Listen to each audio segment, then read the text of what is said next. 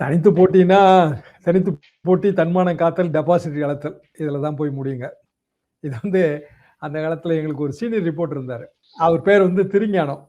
அதாவது பழைய காங்கிரஸ் கட்சி தலைவர் எம்பி சுப்பிரமணியம், அவரோட உதவியாளர்.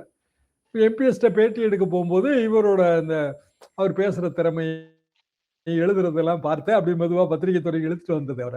அவர் எப்பவுமே சொல்லுவாரு, "நம்ம வாக்கு அரசியல்ல தனித்து போட்டி என்றால் என்ன அர்த்தம்? தனித்து போட்டியிடுவது, தன்மானம் காப்பது, டெபாசிட் இழப்பது. அதுல தான் போய் முடியும்." என்ன காரணம்னா 16.6% வேணும் டெபாசிட் வாங்க. அவர் கணக்கு இதுதான். அது கரெக்ட். 20% கையில இருந்தா தான் 16.6% டெபாசிட்ட நம்ம எய்ம் பண்ண முடியும். உண்மையிலேயே 20%ங்கிறது இன்றைய தேதிக்கு திமுக, அதிமுக தாண்டி வேற எந்த கட்சியிட்டயும் இல்லைங்க. அப்போ தனித்து போட்டியிட்டா என்ன ஆகும்? டெபாசிட் இழத்தல் தான். 234 தொகுதியிலுமே சில தொகுதிகளை தவிர மற்றபடி டெபாசிட் இழத்தல் தான்.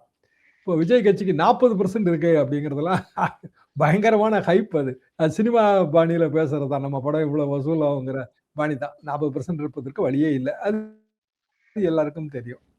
அப்படின்னா விஜய்கிட்ட என்ன இருக்கும்? என்னோட எஸ்டிமேட் எப்பவுமே 10 to 12 தான். அது தாண்டின எஸ்டிமேட் என்ட்ட கிடையாது. அப்போ தனித்து போட்டியிட்டு என்ன பிரயோஜனம் இருக்க போகுது?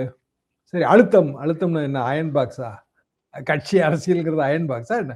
எதுக்கு அழுத்தம் யார் குடுக்கணும்? சரி கூட்டணிக்கு ஆஃபர் குடுப்பாங்க. அழைப்பு விடுப்பாங்க. அழுத்தம் குடுக்க மாட்டாங்க. வெறும் அழைப்பு தான். நீங்க வந்தீங்கன்னா உங்களுக்கு இன்னும் இவ்வளவு சீட்டு தர முடியுங்க. இப்ப புதுசா ராஜ்யசபா சீட்டு கேட்டுட்டு இருக்காங்க. ராஜ்யசபால ஜெயிக்கணும்னா 34 எம்எல்ஏ வேணுங்க. 34 எம்எல்ஏக்கே உங்களுக்கு வக்கு இல்லன்னா, அதுக்கு பிறகு நீங்க எதுக்கு ராஜ்யசபா எய்ம் பண்றீங்கன்னு எனக்கு புரியல. 34 எம்எல்ஏக்கு வக்கு இருக்கா? வக்கு இல்லன்னா எதுக்கு ராஜ்யசபா உங்களுக்கு குடுக்கணும்? சரி அதுவே வந்து மக்களுக்கு செய்ற துரோகம் தானே. கொல்லைப்புறம் வழியாக ராஜ்யசபா சீட்டு பெற்றுக் கொள்வீர்களா? உங்க சொந்த பலத்துல நீங்க ராஜ்யசபா சீட் வாங்கணும்.